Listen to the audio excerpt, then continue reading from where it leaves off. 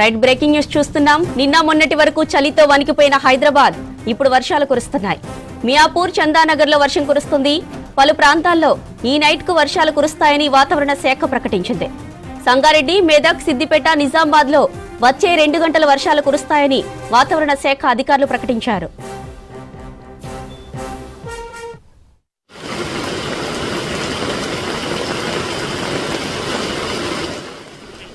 బంగాళాఖాతంలో ఇటీవల ఏర్పడిన వాయుగుండం కారణంగా శ్రీలంక, తమిళనాడు, పుదుచ్చేరిలోని కొన్ని ప్రాంతాల్లో వర్షాలు కురుస్తాయని, తెలంగాణ, ఏపీకి ముప్పు తప్పదని వాతావరణ శాఖ తెలిపింది. వచ్చే 3 రోజుల్లో తూర్పు, ఆగ్నేయ దిశల నుంచి గాలులు వీస్తాయని తెలిపింది.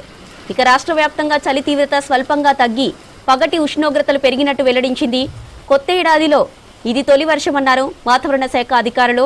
ఇక ఉత్తర తెలంగాణ జిల్లాల్లోనూ డబుల్ డిజిట్ ఉష్ణోగ్రతలు నమోదవుతున్నాయని పేర్కొంది.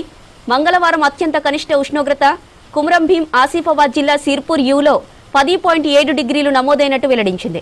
ఇక బుధవారం పశ్చిమ, మధ్య తెలంగాణ జిల్లాలతో పాటు హైదరాబాద్లో అక్కడక్కడ వర్షం కురిసే అవకాశం ఉందని తెలంగాణ వెదర్ మ్యాన్ బాలాజీ పేర్కొన్నారు.